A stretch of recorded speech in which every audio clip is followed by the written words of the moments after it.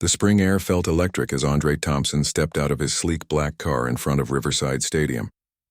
The championship game was today, and the buzz of excitement was everywhere.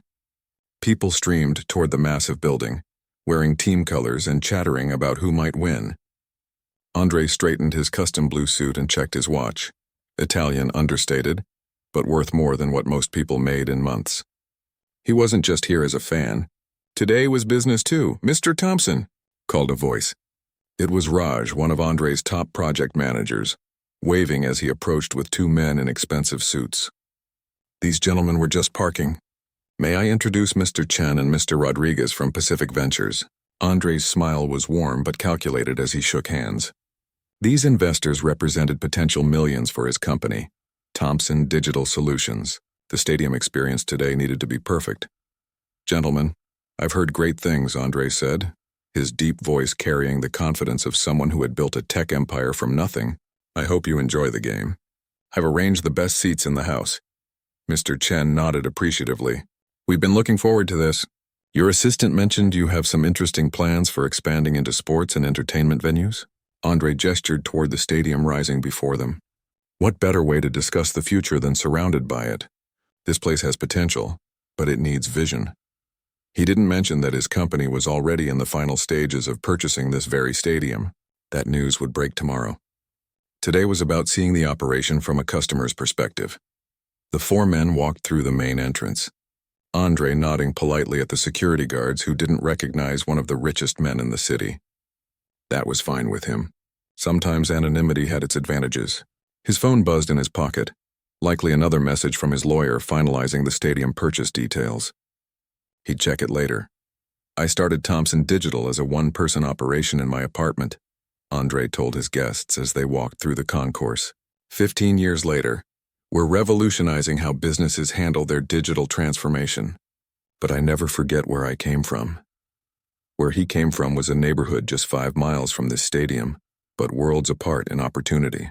His parents had worked multiple jobs, his mother cleaning hotel rooms, his father driving a delivery truck.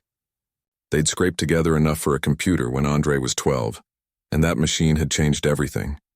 By 16, he was building websites for local businesses. By 22, he had dropped out of college to start his company. Now at 40, he employed over 5,000 people. The real game changer was our cloud security platform.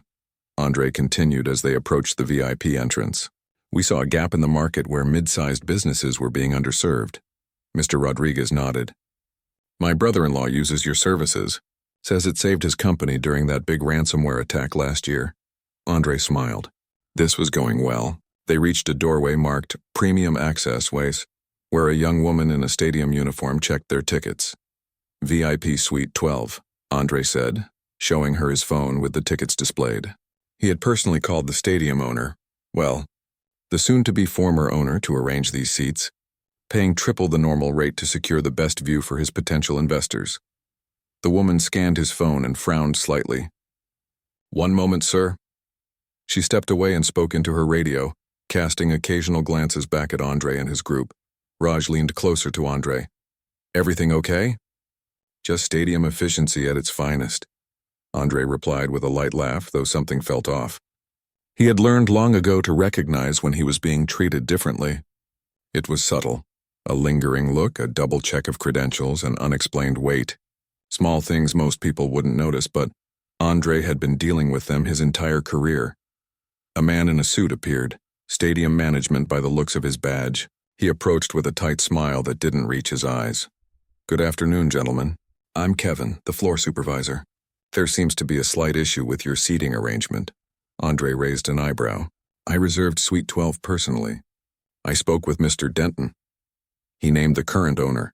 Kevin's smile remained fixed. "Yes, well, it appears Suite 12 has been reserved for another party. A misunderstanding in our system. We've prepared Suite 18 for you instead. Still excellent views, just on the east side rather than center field." Andre pulled out his phone and opened his email. "I have the confirmation right here. Suite 12 center field view, confirmed by Mr. Denton himself 3 weeks ago." The supervisor barely glanced at the phone. "I understand, sir, but there's been a priority reassignment. Suite 18 is available now and we're ready to escort you there." Andre noticed a group of white executives being ushered into Suite 12 at that moment. None of them were being asked for additional verification. He also noticed Mr. Chen and Mr. Rodriguez exchanging uncomfortable glances. This was not the impression he wanted to make with potential partners. Priority reassignment? Andre kept his voice level despite the anger bubbling up inside. I'm curious about how priorities are determined at this establishment. Kevin shifted his weight. Sir, I don't make the rules. If you'd prefer, I can check if there are any other available suites, though I can't guarantee anything as good as Suite 18 on such short notice. Raj stepped forward. This is Andre Thompson, CEO of Thompson Digital Solutions. He specifically arranged. Andre held up a hand, stopping Raj mid-sentence. Making a scene wouldn't help anyone. He had built his career by picking his battles wisely. Suite 18 will be fine, he said coolly. Please lead the way. As they followed Kevin through the corridors, Andre felt the familiar weight of disappointment settle in his stomach. No matter how successful he became, moments like these were painful reminders that some people would always see his skin first and his accomplishments second, if at all. His phone buzzed again. This time he checked it. A message from his lawyer. Congratulations. Paperwork all signed. You officially own 51% of Riverside Stadium effective immediately. Announcement scheduled for tomorrow morning. Andre almost laughed out loud. The irony wasn't lost on him. These stadium employees had no idea they were mistreating their new boss. Suite 18 was decent, but lacked the prestigious center field view of Suite 12. More importantly, it was far from the other VIP suites where the networking happened between quarters. Andre made sure his guests had drinks and food before excusing himself to use the restroom.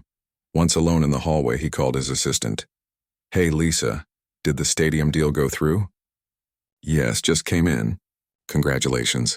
The press release is ready for tomorrow. Do you want any changes before I send it to PR?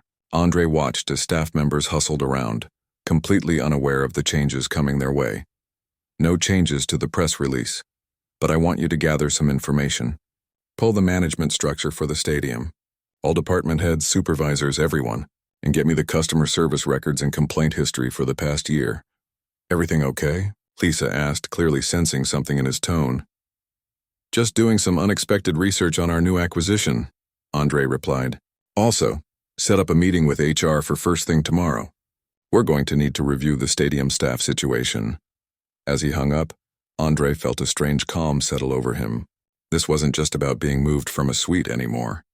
It was about seeing the operation through new eyes, the eyes of an owner who had just witnessed discrimination firsthand. He returned to Suite 18 where Raj was expertly discussing technology, innovations with the investors.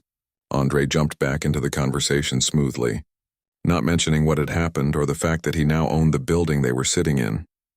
Gentlemen, he said, raising a glass of sparkling water, to new ventures and unexpected opportunities. As they clinked glasses, Andre's mind was already racing with plans. Tomorrow would bring changes, big ones. But for now, he would watch, observe, and learn everything he could about how this stadium was being run. Every employee interaction, every operational detail, every customer service failure. The game began and the crowd roared as players took the field. Andre smiled, appearing focused on the action below. But his mind was elsewhere, planning a different kind of game altogether, one where the rules were about to change dramatically, and somewhere in this building, Kevin and his colleagues had no idea what tomorrow would bring. They thought they were just reassigning a suite. In reality, they were writing the first chapter of their own professional downfall. The first quarter of the game passed quickly, with Andre doing his best to focus on entertaining his guests rather than dwelling on the suite situation. Suite 18 wasn't terrible. It had comfortable seating and decent service, but it wasn't what he had paid for. And more importantly, it wasn't what he had promised his potential investors. What do you think of the game so far? Mr. Chen asked, leaning toward Andre. Honestly? Andre smiled. I've been watching the stadium operations more than the players. Old habits, Mr. Rodriguez chuckled. Once a businessman, always a businessman. Something like that, Andre agreed. Notice how the concession lines are backing up on the west side? Poor staff allocation, and the way they're handling crowd movement between sections? There's easily a 15-minute delay that could be solved with better entry planning. Raj nodded. That's why He wanted to meet with you, gentlemen. Andre doesn't just see buildings and businesses.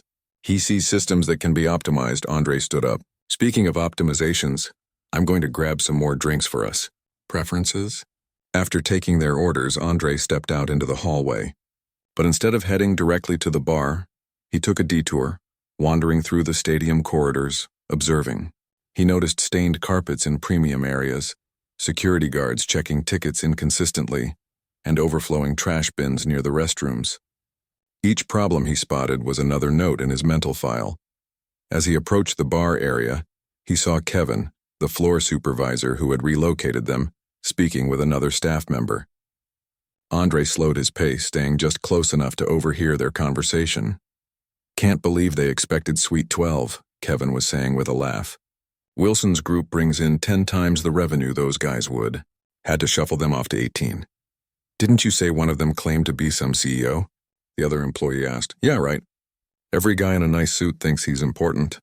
Trust me, I've been doing this job for 8 years. I know who matters in this city.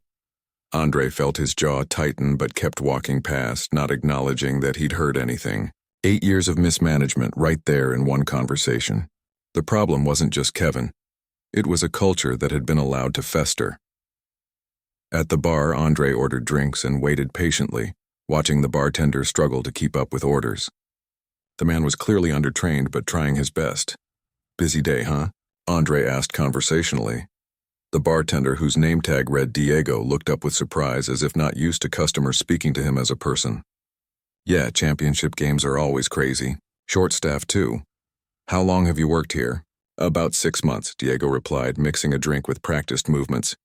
It's okay money, but management's a mess. Half the people quit after a few weeks. High turnover? That's never good for business, Diego shrugged. Between the weird scheduling and how they treat people, it's not surprising. My friend Luis got fired last month for taking a sick day when his kid had pneumonia. Andre nodded sympathetically, filing away another note in his growing list of issues. That's rough. Hope things improve for you. Thanks, man. Not holding my breath, though. Andre returned to Suite 18 with the drinks, his mind racing with everything he'd seen and heard.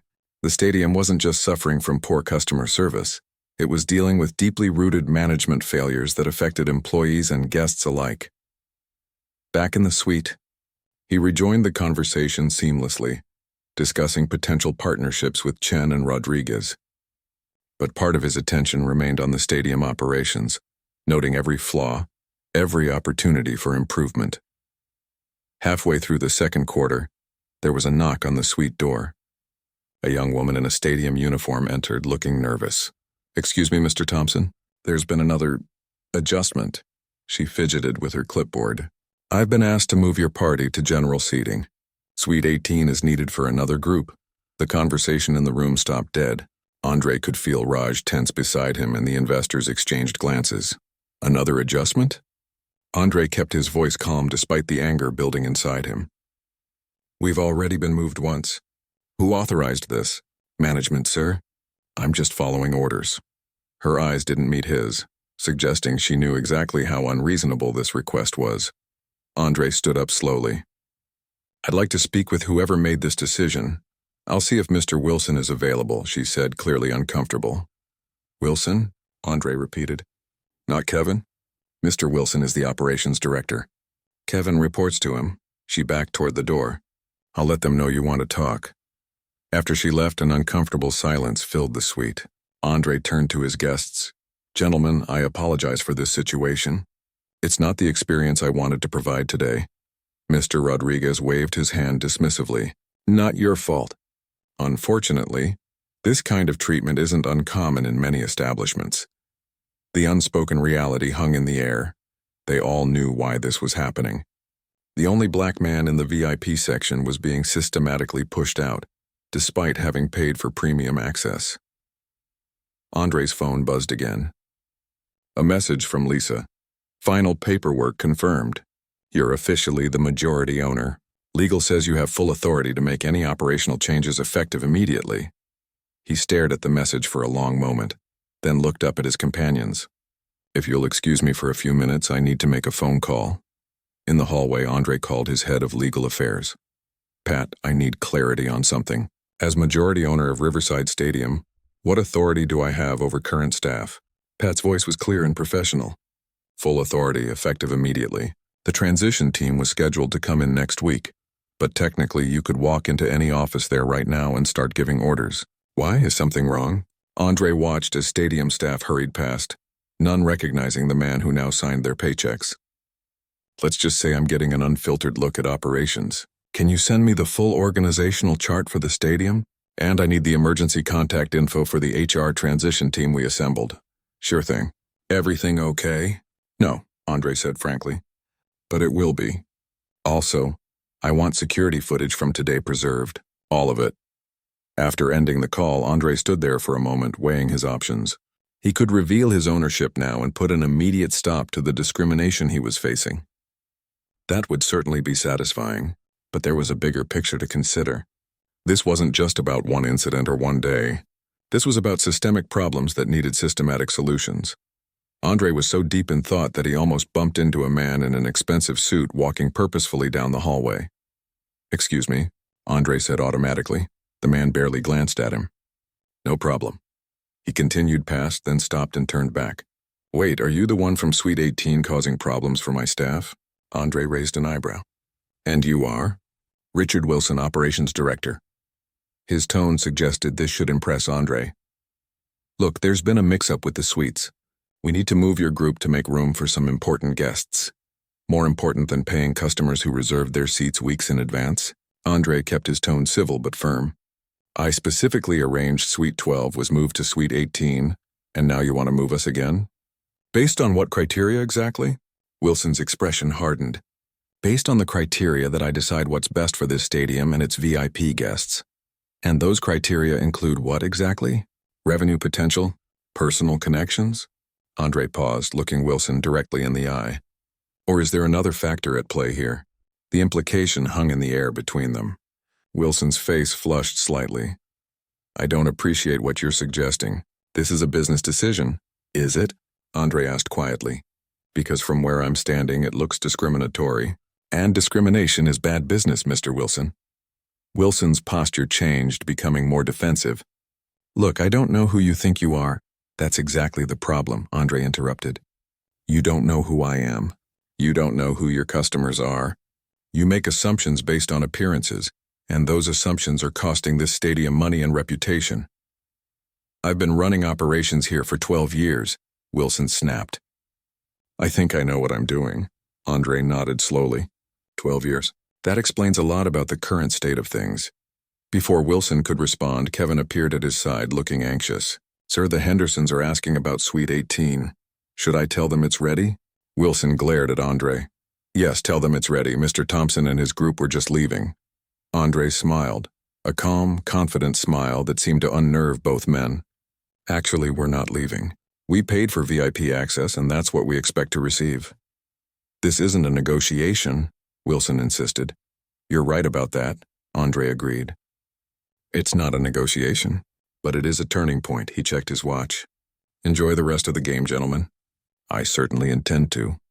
As Andre walked away, he could hear Wilson and Kevin muttering behind him. They thought this was over. They thought they'd won.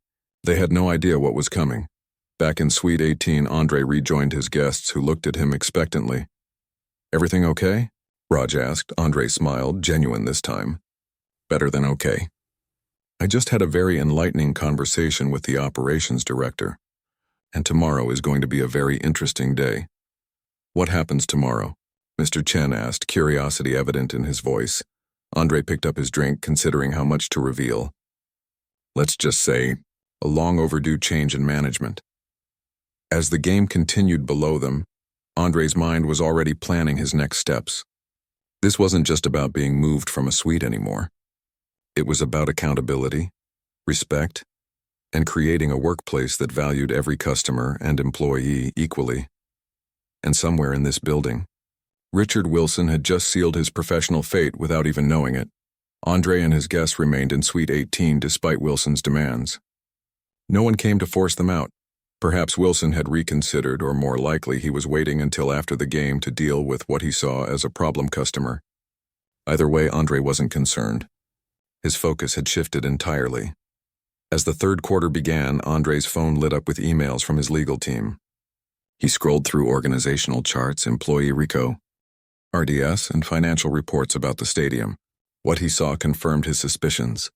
Riverside Stadium was being terribly mismanaged. Profit margins had been declining for years. Employee turnover was astronomical. Customer complaints had doubled in the past 18 months. Bad news? Raj asked quietly, noticing Andre's expression. Actually, it's good news, Andre replied, keeping his voice low. It means there's room for improvement. Mr. Chen leaned forward. Your assistant mentioned expansion into entertainment venues. I assume that's why we're here? Andre nodded, deciding it was time for a bit more transparency with his potential investors. Yes, but there's more to it than that. What would you say if I told you we were sitting in a property that Thompson Digital officially acquired this morning? Both investors' eyes widened. Mr. Rodriguez recovered first, a smile spreading across his face. I'd say that explains your interest in the operations around us. Exactly. This visit was meant to be reconnaissance, seeing the customer experience firsthand before taking over. I didn't expect to become an unwitting test case for discriminatory practices. Andre kept his voice neutral, but the implications were clear. And now? Mr. Chen asked.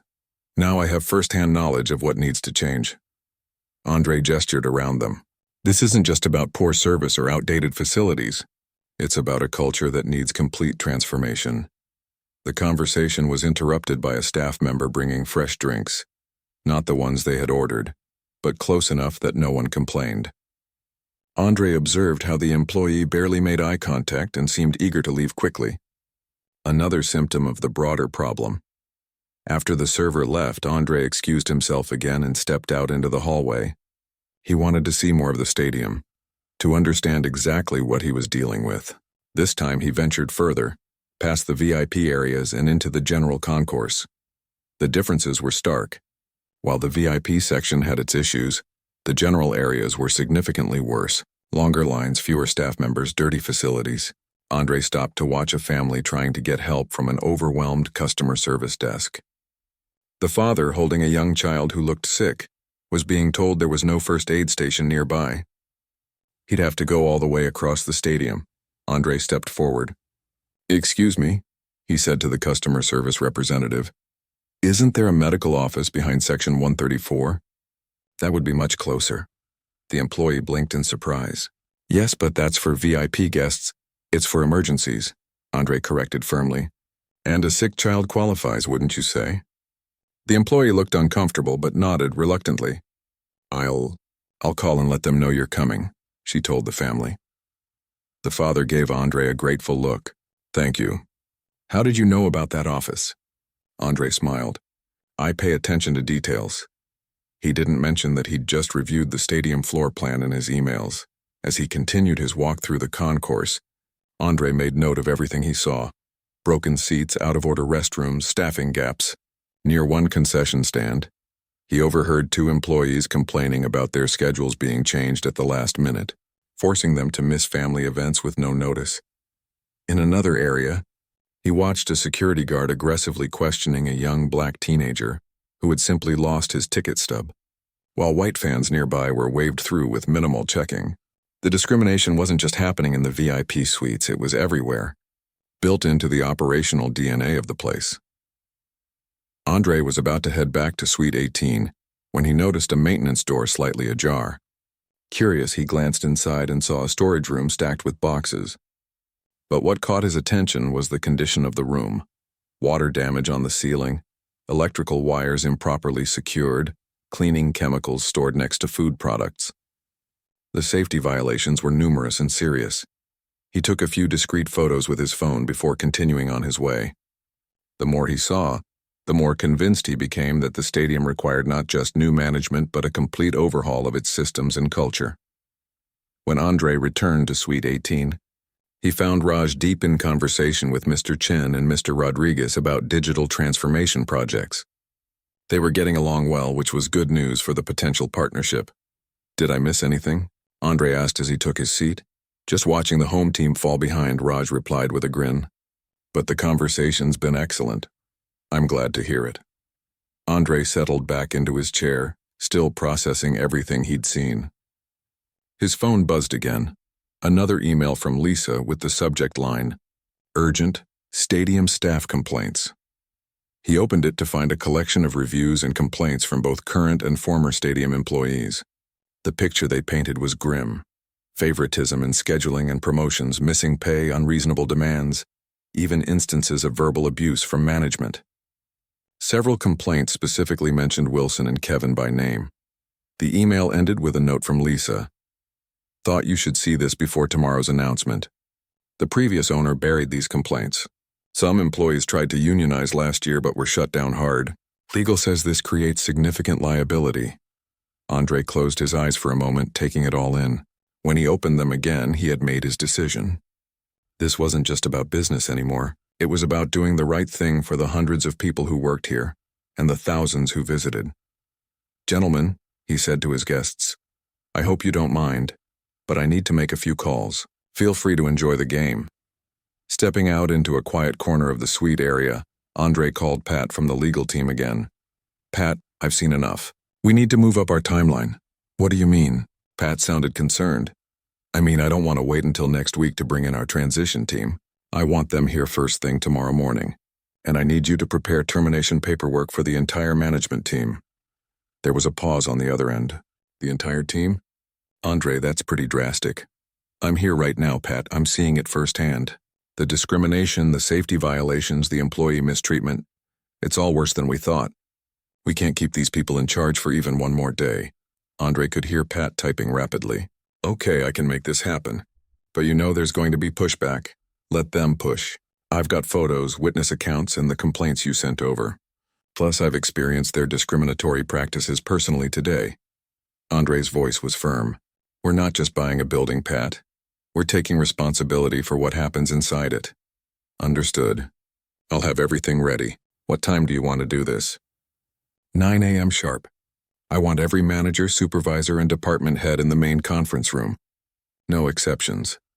After ending the call, Andre stood there for a moment looking out over the stadium. From this height, he could see thousands of fans cheering, completely unaware of the problems beneath the surface. They deserved better. The employees deserved better. His phone buzzed one more time. A text message from Lisa. "HR team confirmed for 9 a.m. tomorrow. Also, sent stadium staff directory to your email. 347 employees total." Andre nodded to himself. 347 people whose work lives were about to change dramatically. He felt the weight of that responsibility, but also the determination to get it right. When he returned to Suite 18, the game was entering its final quarter. Mr. Rodriguez looked up with interest. "Everything okay? You seem different." Andre smiled, a genuine smile that reached his eyes. "Everything is exactly as it should be. I've just made some important decisions." "About the stadium?" Mr. Chen asked. "About people," Andre corrected. "The stadium is just a building. It's the people inside who matter." Raj gave him a curious look but didn't press for details. He knew his boss well enough to recognize when Andre had entered. What they jokingly called his transformation mode, the intense focus that came when he was about to overhaul a broken system. As the game entered its final minutes, Andre watched the crowd rather than the players. He saw families making memories, friends celebrating together, employees doing their best despite the challenges they faced. Tomorrow, he would begin the work of making this place worthy of all of them. "Gentlemen," he said to his guests as the final buzzer sounded, "thank you for joining me today." "It's been educational," Mr. Rodriguez chuckled. "That's one way to put it." "I'd like to invite you to another meeting tomorrow afternoon," Andre continued. "By then I think you'll see a very different Riverside Stadium." As they gathered their things to leave, Kevin appeared in the doorway of Suite 18. Looking uncomfortable, "Mr. Thompson," he said stiffly, "Mr. Wilson wanted me to apologize for the confusion with your seating today. He hopes you enjoyed the game despite the inconvenience." Andre smiled pleasantly. "Please tell Mr. Wilson I'm looking forward to discussing the matter with him personally. Tomorrow morning, 9 o'clock sharp." Kevin nodded, clearly confused but not willing to question further. "I'll pass that along. Please do," Andre said. "It's very important that he's there on time. In fact, his future depends on it." As Kevin walked away, Raj turned to Andre with a raised eyebrow. "Boss, what are you planning?" Andre's expression was calm but determined. Justice, Raj. Long overdue justice. Andre barely slept that night. His mind kept replaying everything he had witnessed at the stadium. The discrimination he'd faced personally, the unsafe conditions, the mistreated employees. By the time his alarm went off at 5:30 a.m., he had already been awake for an hour, reviewing documents and making notes. He dressed carefully, choosing a sharp charcoal suit that projected authority without being flashy. Today wasn't about intimidation, it was about setting a new tone. As he knotted his tie, his phone rang.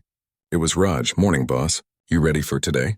More than ready, Andre replied, checking his reflection one last time. Did you review the files I sent over? I did. It's worse than we thought. The financial mismanagement alone would justify cleaning house. But the discrimination issues and safety violations, it's like they were trying to get sued. Andre nodded, though Raj couldn't see it. That's why today has to happen. Meet me at the stadium at 8:30. I want to be set up before anyone arrives. By 8:15, Andre was walking through the empty corridors of Riverside Stadium. It felt different in the morning light, quiet, almost peaceful. But he knew better now. He knew what lurked beneath the surface. In the main conference room, Andre found Lisa already setting up, laying out folders at each seat around the large table. Morning. Boss, she said, looking up with a smile. Legal team is in the side office reviewing the termination paperwork. HR transition team will be here by 8:45. Thank you. Lisa, you're a lifesaver. She gestured to the head of the table where she had placed a folder labeled CEO. Everything you need is in there. Organizational chart with photos so you know who's who. List of complaints organized by department. Financial summaries, and the press release ready to go out once the meeting is done. Andre picked up the folder and flipped through it. Perfect as always. How many managers are we expecting? 23 total. Department heads, supervisors, and assistant managers. She hesitated. Some of them might be good people caught in a bad system. Andre nodded thoughtfully. I've considered that. That's why we have the individual assessment plans ready to go. Anyone who wants to reapply under the new management structure will have that chance. But the top leadership has to go. They've created this toxic culture. By 8:45, the conference room was filled with Andre's team, legal advisors, HR specialists, and security personnel.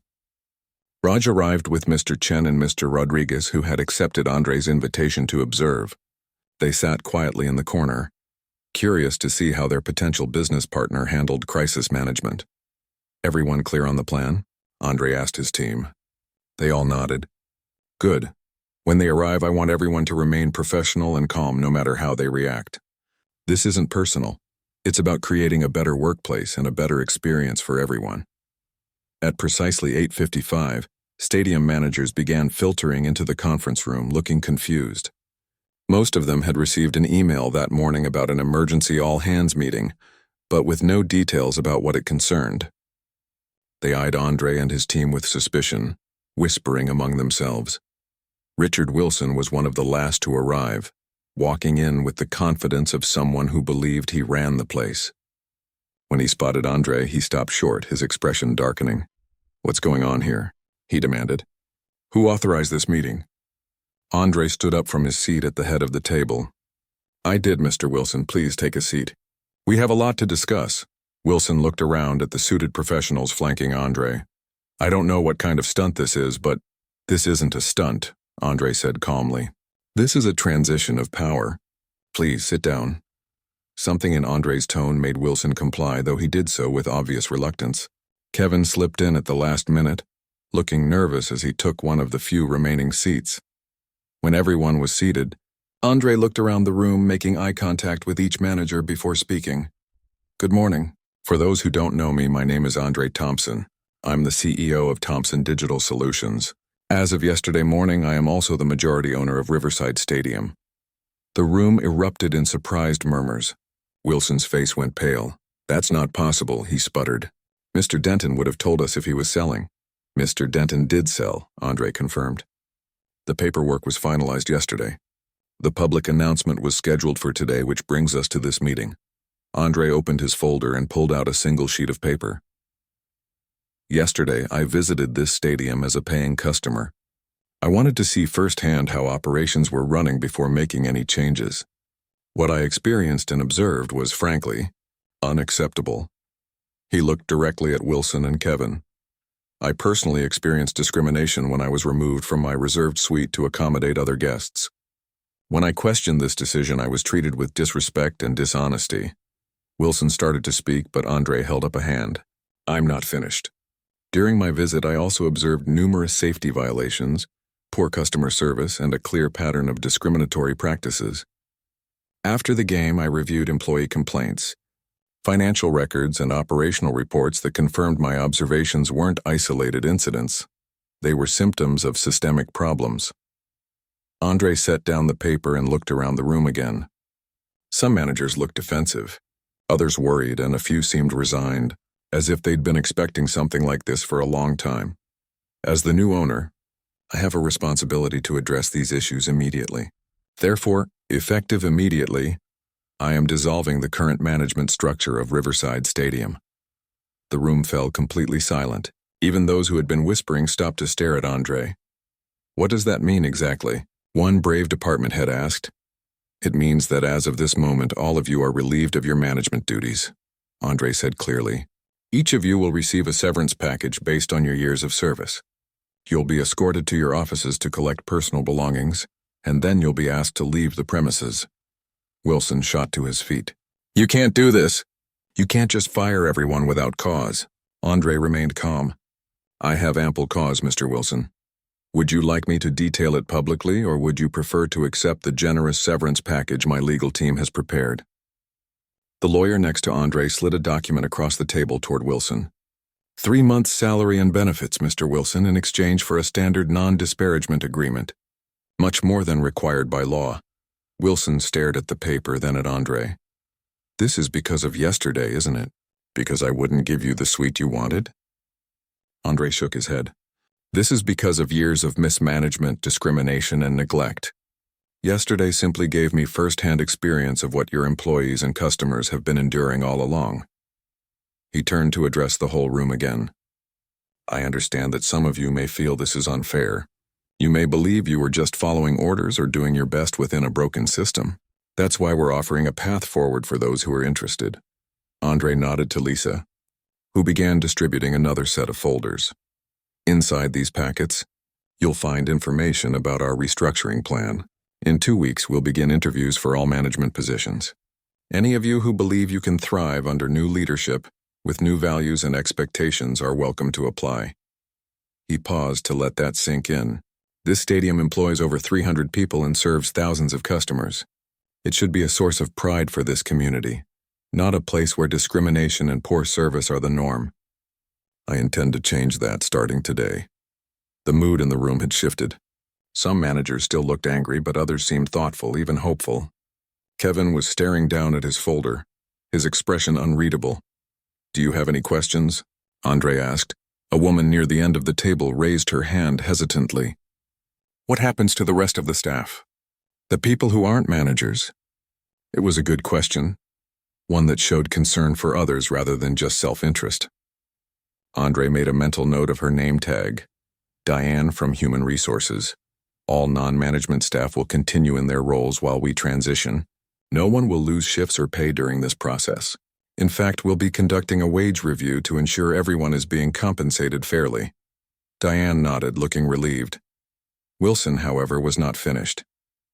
This is ridiculous. You can't possibly expect to run this place without experienced management. You'll be begging us to come back within a week. Andre smiled slightly. I appreciate your concern, Mr. Wilson, but we've prepared for this transition thoroughly. My team will oversee operations while we restructure. In fact, I'll be personally involved in the day running of the stadium for the next month. He checked his watch. We have HR representatives ready to meet with each of you individually to discuss your severance packages. Security will escort you to your offices afterward. The process should take no more than an hour. Andre closed his folder and stood up straight. Thank you for your time. This meeting is concluded. As security personnel began directing managers to their individual exit interviews, Andre stepped aside with Raj and the 2 investors. Well, Mr. Rodriguez said with a low whistle, that was quite a demonstration of decisive leadership. Andre shrugged. Sometimes a clean break is necessary for true healing to begin. Mr. Chen nodded thoughtfully. Most businesses would have taken months to implement such changes. You did it overnight. Some situations can't wait months, Andre replied. Not when people's dignity and safety are at stake. Through the glass walls of the conference room, Andre could see stadium employees gathering in the hallway, curious about what was happening. Many looked nervous, unsure if their jobs were also in jeopardy. "If you'll excuse me," he said to his guests, "I think I need to address the rest of the staff. They deserve to hear directly from me about what's happening." As Andre walked toward the door, he felt the weight of 324 employees' futures on his shoulders. Today had been about ending something toxic, but tomorrow would be about building something better. That was the real challenge ahead, and he was ready for it. 3 months had passed since the day Andre Thompson fired the entire management team at Riverside Stadium. Standing on the upper concourse looking out over the renovated main entrance, he could hardly believe the transformation that had taken place in such a short time. "Quite a view, isn't it?" Raj said, joining him at the railing. "Remember what this place looked like when we took over?" Andre nodded. Peeling paint, broken tiles, that horrible brown carpet. And now look at it. The entrance hall below gleamed with new lighting and fresh paint in the team colors. Digital signs welcomed visitors and clearly marked directions to different sections. Most importantly, the space was filled with employees in new uniforms, all trained under the revised customer service program Andre had implemented. "The numbers just came in for last month," Raj said, handing Andre a tablet. "Revenue up 32% compared to the same month last year. Customer satisfaction scores at 92% positive, and employee retention is up 78%. Andre scrolled through the report, pleased but not surprised. "What about the community outreach programs? Even better than projected. The free youth sports clinics are at capacity, and the local schools love the educational tours. We've already had 3 school districts ask about expanding the program." A staff member approached them hesitantly. "Mr. Thompson, the new supervisors are ready for you in the conference room." "Thank you, Miguel." "We'll be right there." Andre smiled at the young man, who returned the smile confidently before walking away. Miguel had been a part-time concession worker before the change in management. Now he was working full-time as an administrative assistant, while taking business classes paid for by the stadium's new education assistance program. "You know," Raj commented as they walked toward the conference room, "when you fired everyone that day, I thought you might have gone too far. But seeing the results now..." "It wasn't about firing people," Andre corrected. "It was about changing a culture. Some of those same managers are back with us now, working under a new system with clear expectations and accountability." That was true. Of the 23 managers who had been let go, 8 had reapplied for positions and been rehired after thorough interviews and training. Among them was Diane from HR, who now led the stadium's diversity and inclusion initiatives alongside her regular duties. In the conference room, 15 people waited around the table, the new leadership team assembled over the past 3 months. They came from diverse backgrounds, some promoted from within the stadium staff, others brought in from outside with fresh perspectives. "Good morning, everyone," Andre greeted them. "Thank you for coming in early today. As you know, tonight is our first major concert since the renovation, and I wanted to check in before the crowds arrive." He looked around the table, making eye contact with each person. 3 months ago, this stadium was failing its employees and its customers. Today, we're setting new standards for the industry. That happened because of your hard work and commitment to our shared values. Andre pulled up a presentation on the main screen. "Let's review our event plan for tonight. Carla, how are we handling accessibility?" A woman in her 40s with short gray hair sat forward. "We've doubled the number of accessible seating areas and added trained staff to assist guests with mobility needs.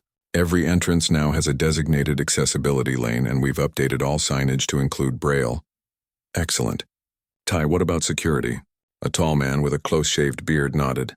"New protocols in place. All security staff have completed the enhanced training, with special focus on respectful treatment and de-escalation techniques. We've also added more female security personnel based on feedback from our last event." The meeting continued as each department head reported on their preparations. Andre listened attentively, asking questions and offering suggestions when needed. This was what good management looked like: collaborative, thorough, and focused on both employee and customer well-being. After the meeting, Andre made his way through the stadium, checking final preparations for the evening's concert. Everywhere he went, he saw the results of the changes they'd implemented: clean facilities, well-trained staff, and a general atmosphere of pride in the workplace.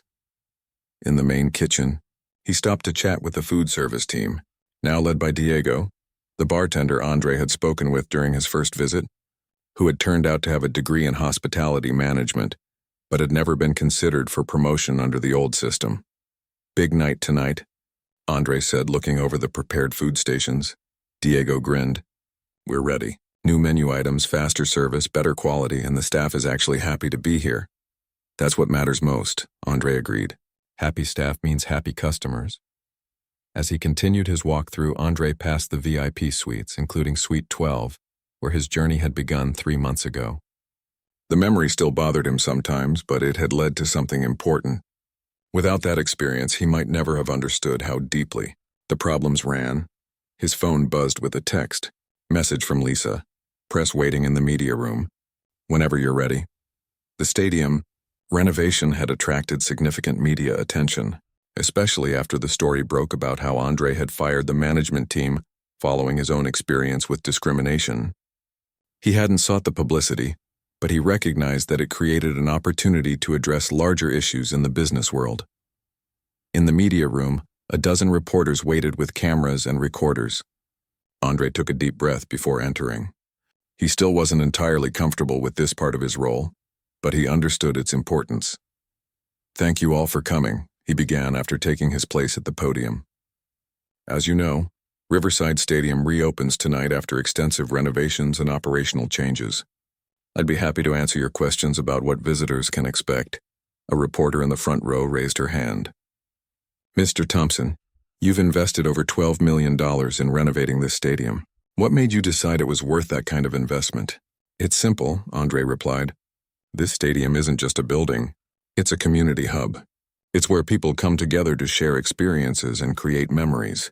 That's worth investing in," another reporter jumped in. "3 months ago, you made headlines by firing the entire management team after experiencing discrimination during a game. Looking back, do you stand by that decision?" Andre considered his words carefully. "I stand by the decision to change a toxic culture. Some of those same managers have returned under our new system and are doing excellent work. It wasn't about punishing individuals. It was about breaking a cycle of discrimination and poor service that had become normalized." "And has that changed now?" The reporter pressed. "Come to the concert tonight and see for yourself." Andre smiled. "But yes, our customer satisfaction scores and employee feedback tell us we're on the right track. We've implemented comprehensive diversity training, created clear accountability measures, and established multiple channels for both customers and employees to report problems without fear of retaliation." The questions continued for another 15 minutes, covering everything from the economic impact of the renovations to the new community programs the stadium was sponsoring. Through it all, Andre emphasized that the changes weren't just about improving a building, but about creating a better experience for everyone who worked there or visited. As the press conference wrapped up, a final reporter asked, "Mr. Thompson, what would you say to business owners who think these kinds of changes are too expensive or too disruptive?" Andre thought about his answer for a moment. "I'd say that treating people with dignity and respect is never too expensive.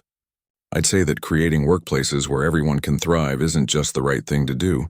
It's good business. Our revenue is up, our costs from turnover and liability are down, and our reputation has never been better." He paused, then added, "Sometimes it takes experiencing discrimination personally to understand how important these issues really are.